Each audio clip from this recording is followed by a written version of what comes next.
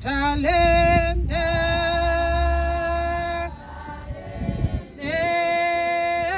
neziphiwo makusetshenziswe nguwenkosi.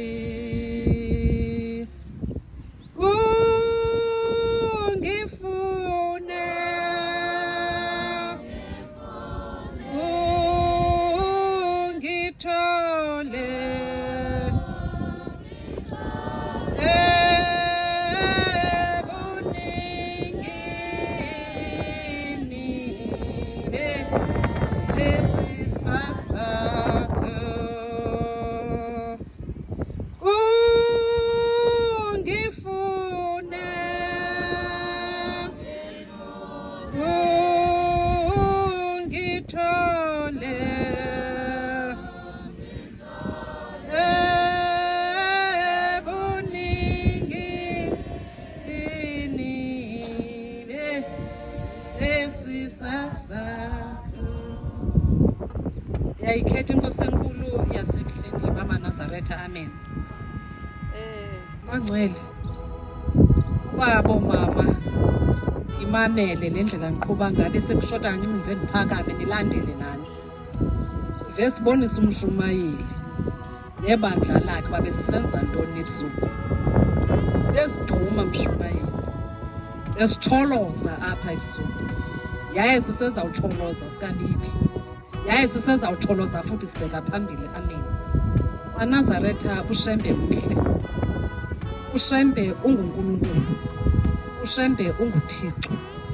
Yaye Nazaretha ndithe xa ndithethe ebusuku ndathi kumnandi uba leNazaretha, kumnandi ukulandela uShembe uNyazi Lwezulu, kumnandi ukulandela uShembe ungalandeli into engenye, ungalandeli umntu ozabe kufaka ngapha nangapha. Athi uShembe bekile ngapha umntu abebeka yena apha ecaleni, ukuze ube le nto Nazaretha ifuna nje nawe njengoba sikule nto nawe ube nobuchule bayo. Okokuqala uba uye wakhumbula into yobana kanene ndandize kanjani apha, awuzuyibhuda. Kodwa uba uthe ngosowukhumbula into yobana ndandizokwenza ntoni apha, ndandize kanjani, uske kwawena uphinde uyilibale kuba ubona ngathi konke ngoku kulungile, uShembe nosavela aphinde athathe konke wanike kona, uphinde kwanukhale uthi uShembe kasebenzi. Mayibonge inkosi. Nazaretha kuhle ukuthi njengoba sikule ndawo nje sikhumbule into yobana apha asikho semizini yethu, sisendaweni kaNkulunkulu. Yaye njengoba silapha nje bangcwele sizizele uNkulunkulu, simzele, sihlalele kule ndawo, safika kukho imithetho yale ndawo, imithetho leyo ekufuneka isithi abayilandelayo ngoba sifike ibekiwe, amen. Yaye ngokwendlela endandifundiswe ngayo ke mna ke ndisafika kweli bandla kusekubaba inyanga yezulu, ndandifundiswe into yobana umthetho walapho ubekiwe, awuphikisi, awube uquestiona uthini, uba ubekiwe qha kuphelele apho. Kukho into yobana uyawuthatha okanye akuwuthathi, amen. Yaye ke futhi xa umthetho walapho bekwe ungawuthathi, sukuwuthatha wona kodwa sukufaka loo moya kwabanye abantu uba abantu mabahambe ngale nto uyithetha kodwa umthetho ubekiwe. Khona umama ume ngapha kweyadi, ndandibuzapha nombukele.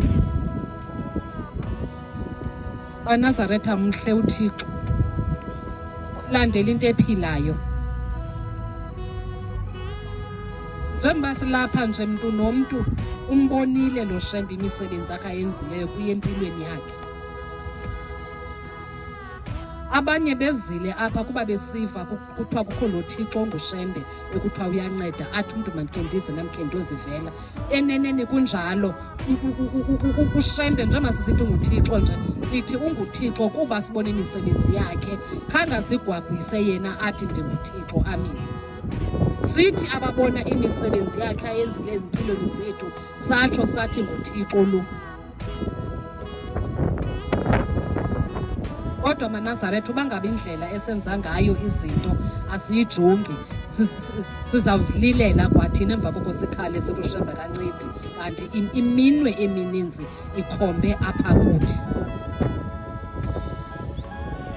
Xa ndithetha last night ndifundisa ngokomthetho kwicala lika-14 ke kodwa ndingafundisi ibandla, ndathi mntu nomntu apha kule nkonzo unesigaba sakhe, unendawo engeyakhe ekufuneka athi xa esenza izinto ayazi uba mna njengoba ndindim okwam ukwenza apha enkonzweni kuqala kule ndawo kuyaphela kule ndawo. Ukugqithela phambili kugqithela othile, njalo njalo ihamba kanjalo le nto. Awuthi funeka uphele kule ndawo ngokwenza usikufuna uhambe uyophuma entungu. Ayisiyo ke ngoku leyo. Mhle uThixo maNazaretha. Siyibonile bangcwele le nkosi ngokwemisebenzi yayo eyenzileyo ezimpilweni zethu. Yiyo le nto sihleliyo, yaye sihlela sindawo, yaye futhi asizukhutshwa mntu, ngoba mntu nomntu apha wayezizele bangcwele. Akho nto igqitha, akho nto intle njengamaNazaretha avanayo, nesihlabelo sitsho sithi wonke amaNazaretha mawabe munye. Mahle amaNazaretha athandanayo, mahle amaNazaretha avanayo, umoya ube mnye, umoya wetempile ube mnye. Singabe sifakelela iphisi neyadi ngoba sizayona into kaNkulunkulu intle, amen. Singabe sicacisa bangcwele, singabe sicacisa into yobana hayi yena umshumayeli ushumayele, kodwa ebethetha ukuthini xa ebesithi kwaze kwathini. Loo nto awusayibuzi kuye, soyibuza komnye, lubuza kuye uthi makathini, ufuna aphendula athini. Zizinto ezo bangcwele singase mntu nomntu khe sizijonge into yobana ziyalibulala ibandla oku kusoko sicacisa into yonke le mihla siyacacisa. Oko sasicacisa ezingcakiso zethu azide azifikele esiphelweni.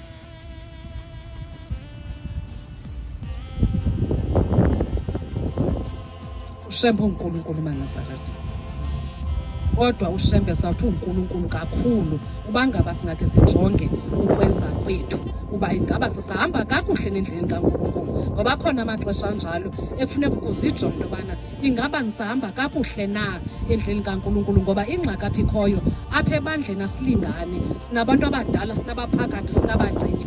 Ingase ke ngoku aba bancinci bakope into ezintle apha kuthi, bakope nendlela esithetha ngayo, lawubheka phambili ibandla. Kodwa uba ngaba sizawuthi sibadala iphinde ibe kwasithi abachithayo sithi mabafunde ntondoko nabantwana, ayikho tu into abanoyifundisa, ukanto bazasihleka ngoku bengabantwana.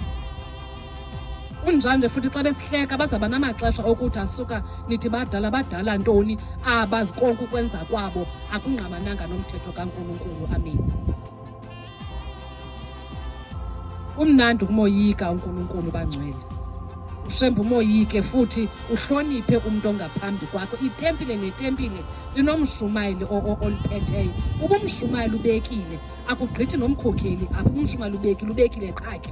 Akho nto ithi ke wena mkhokheli okanye wena bandla kweshina. Umshumayeli ingakumbi ngaba ubeke umthetho, sukweshina suthini, yenza le nto ilungileyo kuthiwa yenza. Uba uzuyenza vala phezulu, kodwa ungafaki loo nto kwabanye, ngoba ngoku uyalibulala ibandla ngaloo nto leyo.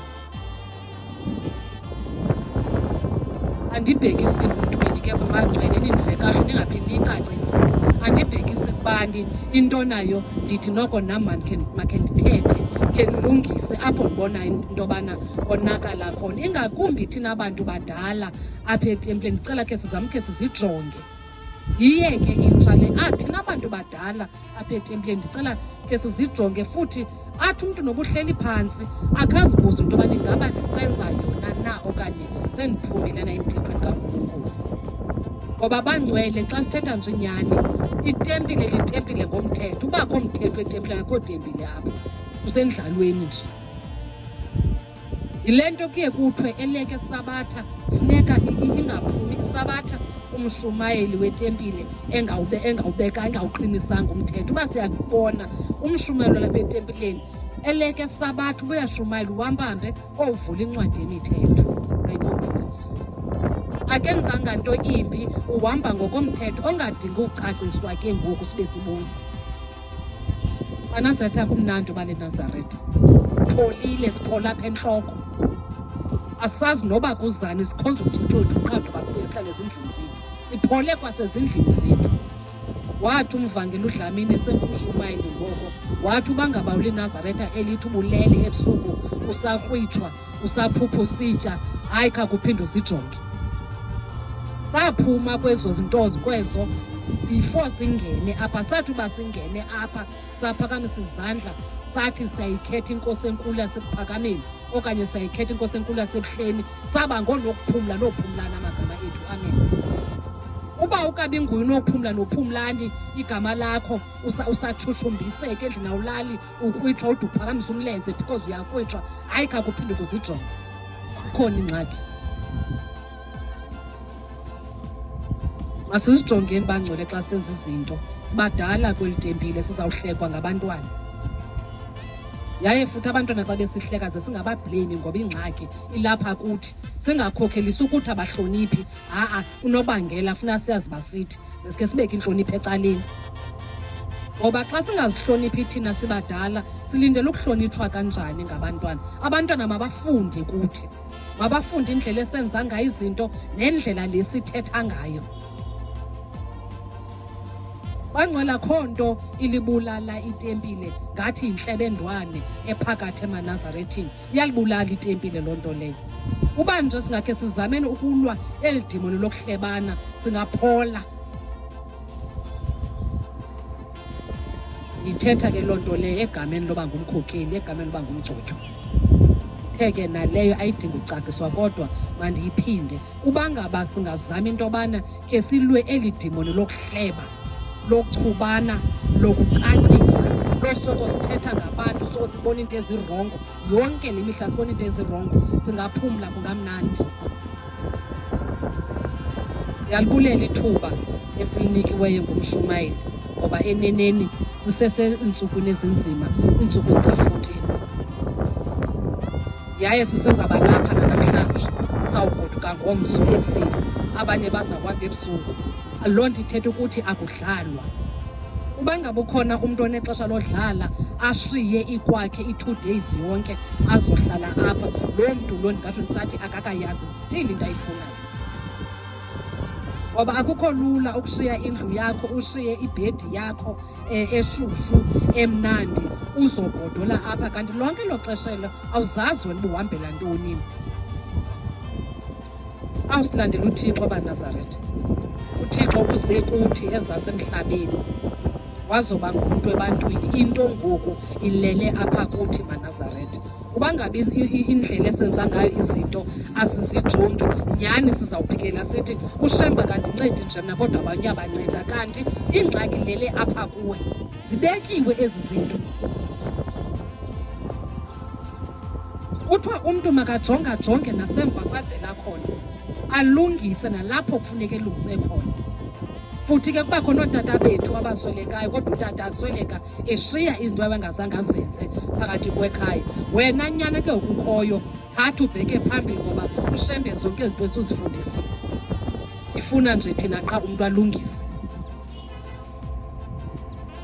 Sukuphola kakhulu wonwabe, kodwa uyazazi into yobana ekhayeni kunetyala elithile efuneke lenzile.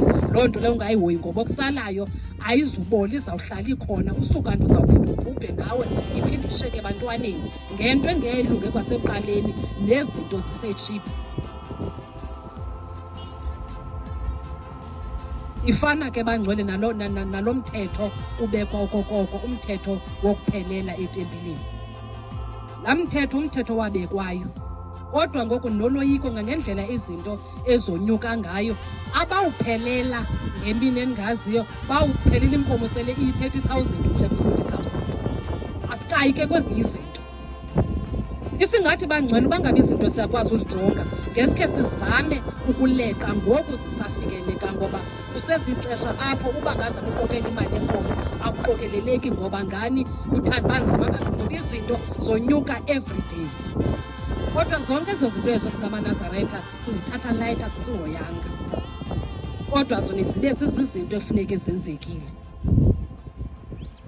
Shumayeli, ndibonga ithuba, mandingandi kakhulu ngoba ndizade ndithethe okungafanelekanga ndiba bendigqiba uthi ngoku abantwana funeka bajonge ukuthetha kwethu.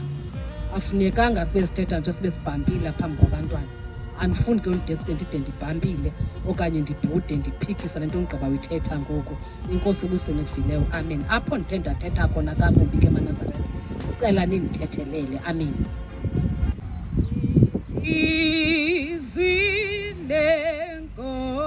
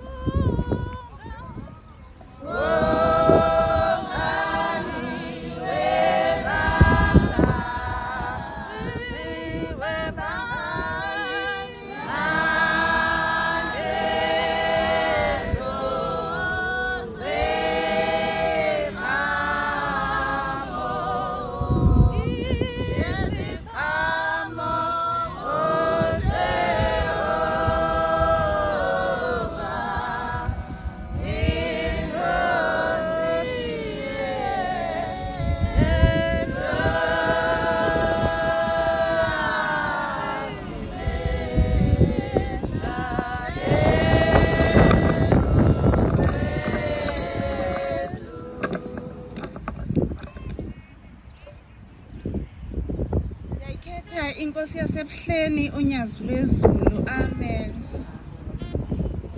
Ulisa salo sobukhosi abagcotywa esinabo apha etempileni, umshumayeli nomkhokheli erhamente lamanazaretha liphela, amen. Thanda ukubulela elithuba siliphiwe ngumshumayeli lokuthi sike sibalise ngeendaba zikaShembe. Manazaretha, ndicela ukudlula endabeni yenkosana yakwamavuso yaseGoli. Ithi le nkosana umhla kwakuyi-15 ka-April ngo-2015, le nkosana yayisuka esibhedlele isuka ukulanda unkosikazi wayo owayeyobeleka. Ithi le nkosana ithe isadrayiva, unkosikazi wakhala ngokuthi uyatshiselwa. Uyithi le nkosana yavula ifestile ngokukhawuleza, yabe seyijulukile le nkosikazi. Inkosi uthe after ivule ifestile waba unkosikazi sevumitha igazi. Jikile ke inkosi utata ekhaya nonkosikazi wamsa esibhedlele. Xa efika esibhedlele wa-admitwa unkosikazi wakhe. Ngengomso oogqirha bambiza bathi, hey, unkosikazi wakho ugula kakhulu, eli gazi alivumithayo lingenile nakwii-lungs, so akazophila. Le nkosana yakwamavuso yakhawuleza yafowunela inkosana eyaziyo esebuhleni icela into yokubana iyoyibika enkosini. Nangempela iyile inkosana eyayiceliwe yayonikelela unkosikazi kankosana uMavuso kubaba uNyazi Lwezulu. Ubaba wasikhupha isibusiso, wase eyafowunelwa ke yile nkosana imnika isibusiso esivele enkosini. Le nkosana ke ayikhange ibhilive into yobana ngenene unikelelwe yile nkosana. Waphinda wacela enye inkosana uba iphinde iyomnikelela enkosini. Inkosi yaphendula yathi kulenye inkosana, ndivile ngalo makoti futhi ngeke azafe. Ithi ke lenkosana ngangendlela unkosikazi wakhe owayigula ngayo kwade kwalandwa ispecialist esasuke eVenda. Ezi specialist naso sabe sibalisa sithetha ngento eyi-1 yoba naye unkosikazi wakho ugula kakhulu andikunika ithemba uba uzophinda abe right. Uthi ngosuku olulandelayo ndile ndawuvisithi unkosikazi esibhedlele. Xa ifika esibhedlele unkosikazi wavula amehlo. Uthi nje iyi-1 into wayithethayo wathi myeni wam UNyazi nguNkulunkulu. Uthi immediately after that wakhawuleza unkosikazi waphinda waqala phantsi ukugula wathula. Uthi hey ndaba worried bayibo unkosikazi into lokuthi ebendivalelisa uyasweleka. Uthi uye waphinda waphaphama unkosikazi wathi myeni wam bendikade ndinonyazi. UNyazi lufikile onile luhamba namakhosana. La makhosana aphethe imitshayelo. UNyazi luhamba emanzini. Ufaka umjivo omhlophe liphethe indweba. Ufake isicathulo esibrown. Uthi uNyazi uhamba yashesha kulamanzi.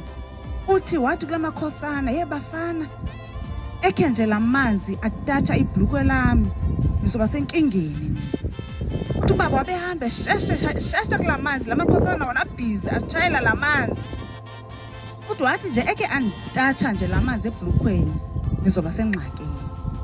Kanti maNazaretha lamanzi atshayelwa ngalamakhosana ubaba hamba phezukwawo ngalamanzi ayekwi-lungs lenkosikazi. Ngokuhamba kwakhe ubaba kulamanzi wayedraina lamanzi ayekwi-lungs lenkosikazi. Lenkosikazi yatsho yaphila ngoNyazi Lwezulu. Amen. Okwesibini maNazaretha ndisanasemdleni okubalisa iindaba zoNyazi namhlanje. Ndiyathanda ukumamela ubaba xa eshumayela. Uthi after eshumayelile ndi-analyze intshumayelo yakhe baye ubaba ebechaza ukuthini. Inkosi inentshumayelo eyithandayo ethi maNazaretha konke kukhona la. Kuphela nje kusala indlela enenza ngayo izinto. Athi apha umuntu uyakwazi nokufumana imoto kodwa engasebenzi.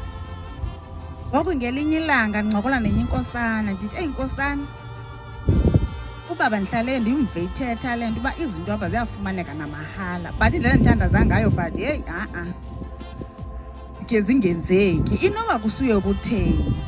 Athi le nkosana hayi ma ziyenzeka. Atsho ndikhuphela ifoto lenkosana athi uyayibona le nkosana ime ecaleni kwemoto eSuzuki emhlophe. Athi ngumngane wami. Athi lo mngane wami sibayi 3 i-group of 3. Lo owesithathu umngane wethu uye onemoto. So lo mngane wethu onemoto sincokola ngaye ke nalo omnye umngane. Uthi ndithi kuye hey anibani asingarelaxi emotweni kasibanibani ngoba usibanibani ngelinye ilanga uzoshada bese thina singabisabanayo i-access kule moto yakhe. So ingathi wena awuzama uba nemoto. Uthi phofu njengoba ndithetha le nto kuye nje siyafunda soyi-2 asinamali. Uthi hayi sihleke nje le ncoko idlule. Uthi hey lo mfana le nkosana indifonele ngelinye ilanga isithi hey nangumhlola wenzekile banibani ndinemoto. Uthi ke mna ndithi hayibo njani. Uthi andibalisele nkosana ukuthi hey ngelinye ilanga kungene i-call apha isuka kwi-dealership. Le dealership ithi sibanibani wakwasibanibani imoto yakho apha idile imoto yakho apha seyile i-right sicela uze uzolanda imoto yakho. Uthi le nkosana icinga uba isi-scam esingayihoyi le call because akasebenzi akakhange aplayele ukuthenga imoto khange enze next. Uthi kudlule nje i-2 days phinde kungene ikhona nkosana Mr. Sibanibani imoto yakho apha igqibe indawo. Kukhona iimoto ezizozodiliva, ngoku asena space opaka ezi moto zintsha zizawufika. Sicela ude uze uzolanda imoto yakho. Nyhani le nkosana iqomba hayi mayikhe iye ikuyozibonela esi scan. Nyhani iye kwi-dealership, xa ifika hayibo ikhona nyhani imoto apha, nazi ii-documents namagama akhe wasayiniswa wayinikwa imoto. Loo nkosana isenemoto nanamhlanje, azange ayithenge nange-2 rand. Shembe Manazaretha ngoNkulunkulu, futhi uShembe akayithethi into engekho. Manazaretha nam unyazi lwezulu lwake lwandiva lumemeza, futhi kwaku-agent kakhulu. Umhla kwakuyi-25 kaDisemba 2015, ndiyadrayiva ndiya uTsolo. Abawaziyo kwi-Eastern Cape kungapha sidlule Dutywa, sidlule ngaseMthentu. Then xa usuka ngaseDutywa usiya ngaseMthatha, isitiphi laa ndawo iyonyuka. Uza imoto ngaphambili, yona iza ngakwilayini yaseDutywa. Iza le moto ibaleke kakhulu, yayingathi yimuvi Manazaretha. Xa ndijonga le moto ndibona uba ibo lo mntu iluzile icontrol yale moto, and le moto izawuwa. And le ndawo ezawuwela kuyo yindawo esezantsi. Yeza le moto yaphuma endleleni. Ndiye ndalukhwaza uNyazi, ndathi Shembe, Nyazi Lwezulu. Heyi, yathi xa iseqala usurola, yathi xa isithi 1, ndathi ibambe eyam abangcwele. Umhla kwakuyi-25 kaDisemba 2015, waphuma lo mfana engenaso nescratch esiyi-1. Sathi xa sigqiba ummisa selehlikile nayo kule moto, wabe sekuthi gqi imveni yamapolisa eyayisukela ngaseDutywa, ingamapolisa asebhiji. Yafika simile simthetha nalo mfana. Yathi amapolisa, umnikazi wale moto uyaphila nje. Ndithi hayibo nanku umntu phambi kwenu. Abazange babhilive Manazaretha.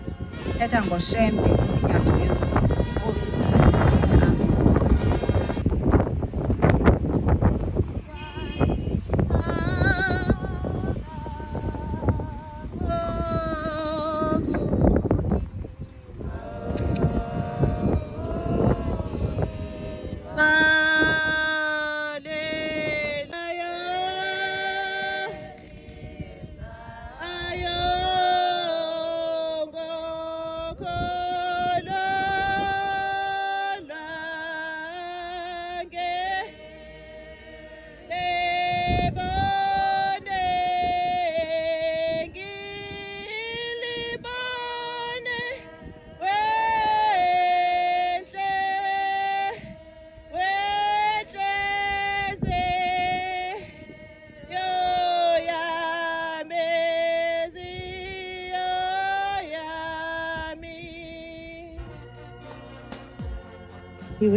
Singomama baka-14 ukuthi sikhulume nenkosi yethu uNyazi Lwezulu.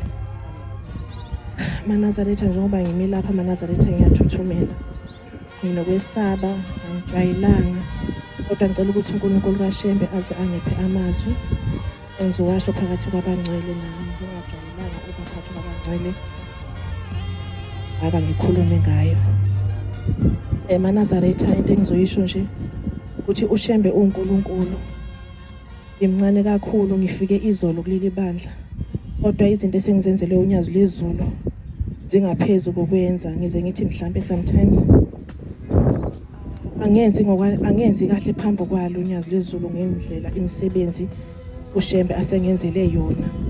Nanokungithatha phakathi kwabaningi ngikwazi ukumlandela. Ngithi noma wayekade ebona ukuthi zikhona izimeko ezizodinga ukuba ngibe ngaphansi kwephiko lakhe Manazaretha. Amen.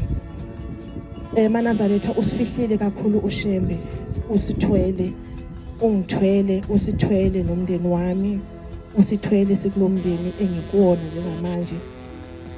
Manazaretha, izinto ezenzakalayo ziba izimangaliso. Manazaretha, ngicela Nkosi ihlezi ihlale ulimini lami ngaso sonke isikhathi. uShembe ngihlezi ngimsaba njengoba ngimsaba. Ngiyamsaba Manazaretha, ngiyasaba uNyazi Lwezulu. Ngiyamsaba umuntu ongaphambi kwami, ngiyamsaba umuntu ongaphezulu kwami. Angimsabi ngoba nginokumdelela okanye ngoba ngimsabiso kwesilwane, kodwa nginokumhlonipha kakhulu. Uma eseshilo ushilo nangomama phambi kwethu. Uma ngabe seshilo likhiphile igama ulikhiphile. Ngicela nangelinye ilanga ngingabi nakho ukuthi ngimedelele ngithini. Ngicela ukuhlala ngingumntwana njalo Manazaretha. Njengoba ngingumntwana nasekhaya namanje ngisengumntwana mina kowami umama, uma ikhuluma angikwazi ukuphendula. Ngicela nokuthi ke uShembe ngihlezi ngikulesimo engikusona. Uma kulesimo mina kuzothi Friday ngiba nalanto ngiyathuthumela, ukuthi kuzoba yisabatha noma ngaba ngizobuya enkonzweni but iba khona lanto. Iqale imini yeFriday. iFriday is a very very short day kumina, ivele ifane nosuku olungekho ngoba ngisuke ngilungiselela kube ngathi kuzongena umshado, kube ngathi kukhona indumezulu ezayo. Kodwa kusuke ngengakanani engikwenzayo, kodwa ngenxa yokuthi ngiyazi ukuthi usuku olulandelayo usuku lomkhosi, usuku lokumdumisa. Amen. Manazaretha angizukwanda nami kakhulu, sibaningi kakhulu. Ngizodlula nje nami kancane. Manazaretha ningixolele, angikwazi nokushumayela, angikwazi ukubalisa nje intshumayelo ngake ngayizwa. Ngingumuntu okhohlayo kakhulu. So uyaye athi umama umkhokheli uMakhawula, kuningi uShembe asekwenzele khona, khuluma ngoShembe akakwenzele khona. Manazaretha kwagula omunye usisi eflatini esasihlala kulona. Wagula la usisi, wagula lo sisi wayenento like kuthiwa appendix. La sisi wahamba lento wafike wayenziwa ioperation. Wabuya wahlala nje kwaba izinsuku elokhu enayo lento. Ngathi kwaphola. Emveni kwalapho yavele yaphinde yavuka lento yakhukhumala, yaqaqamba, engakwazi nokuhamba, engakwazi nokuthini. Ngimane ngihamba ngiyombona eflatini lakhe, ngiphinde ngiye endlini. Naye unenkonzo yakhe, enkonzo yakhe abakhonza kuyona abantu ke nabo abanazo iwasho zabo. Nginganaki ukuthi mhlawumbe ngingenze njani nje. Bese kuthi ngelinye ilanga ngithi mengabe ngimfica ngempela esekhawuchini engakwazi nokunyakaza. Ngithi mina senze njani sikise esibhedlela, ngihambe yini ngicele ubaba ukuthi masikise esibhedlela. Athi ima kancane sisi ngizokutshela ngoba ngangibona ukuthi akekho esimene esiright ngempela. Ngithi mengifika endlini Manazaretha mengifika endlini bese ngikhumbula ukuthi iNazaretha ikhambi thina esinalo eNazaretha sinovaselini namanzi.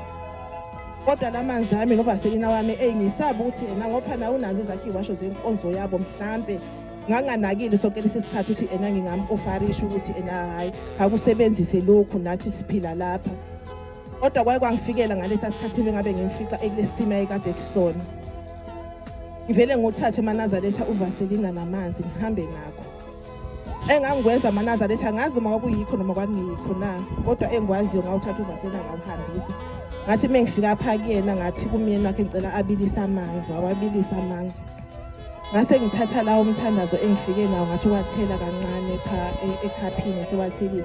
Ngase ngikha amafutha ngesipunu, ngase ngiwafaka phayana. Ngase ngithi ngicela ukuthi aphuza wahabule njengetiye. Ngisathi ngiyaphuza ke bese kuthiwa ukuthi khona into engidingayo endlini, bese ngiyahamba ngendlu ngithi ngicela waphuze lamanzi abaqede. Ngihambe nawo vaselina ngithe mengabe ngisendlini bengingakusasekuseni. Uma ngabe seyithi ngiyombheka ngimfice umuntu uyagqoka, ugqokela ukulungisela ukuya emsebenzini. Kade ebhukhishela ukuthi kusasa kufanele ahambe yobona udoctor again ukuthi udoctor abone ukuthi kwenzakalani ngoba lento ivuvukile. Ngimfice egqoka, wagqoka sisi. Wathi yesisi ningenzeni kwamathonsi, ngithi mina kanjani. Athi nalamanzi ongishiye nawo, wathi ngivele ngalala kule couch ngalalisa kwengane encane. Uthi wesilesikhathi ungishiye, uthi ngiyakubona nje lento uyidibanisa, ngithi mina uma kaqoli khona engaze edibanisa, ungazadibanisa uvaselina ke out of yonke ivaselina kube ibhusina kwenza. Uthi ngijongile nje into oyenzayo. Uthi bese uphumile, ngithi nakulo tata walapha endlini ngiyithini lento, ngiphuze. Uthi hayi khawusele awuzazi izinto zakweminye imizi. Uthi ngiqhubela amafutha ngwase, uthi wathi mayisela lanto wayizwa ngathi iya straight kulandawo le ekuyiyona ebikade imise kabi ine pain nani. ngakusasa uthwale lisokwengane uthi baze basaba ngisho kumnyakazisa ngoba ubuthongo wayengasabazi eManazaretha. Ngithi eManazaretha akabanga esaya kwa-doctor wabe eseba umuntu ophilile nje kanjalo. eManazaretha masikuthembeni uNyazi Lwezulu futhi nesinakho masikuthembeni singakhesi sithembele sibambelele lapho sibambelele khona asilahlekile eManazaretha.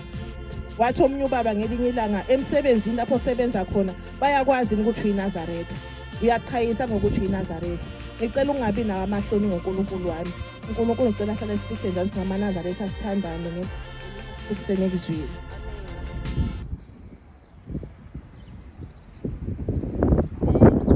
Ufikeni kwethu kuleliswe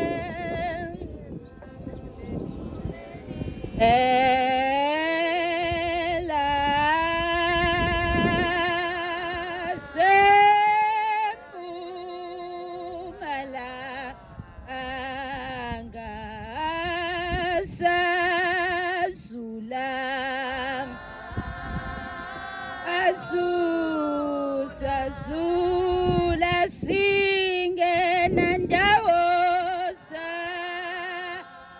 Sazula singena ndawo lapha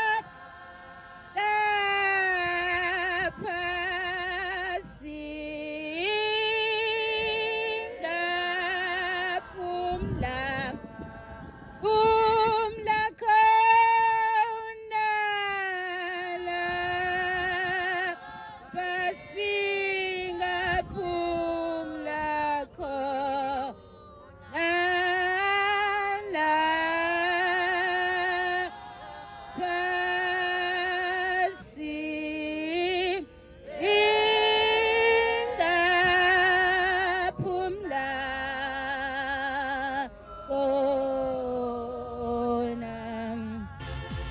ngiyayikhetha inkosi yami engisukuma nokubingelela isihlalo sobukhosi ngibingelele umshumayeli nomkhokheli amakhosazana noMama bonke ka-14 amakhosazana entetheleni eManazaretha ayingcwele sibonga ithuba esilitholayo namhlanje kuwusuku lwesabatha oluhlangene no-14 umshumayeli ethe INkonzo yoMama namhlanje eManazaretha ayingcwele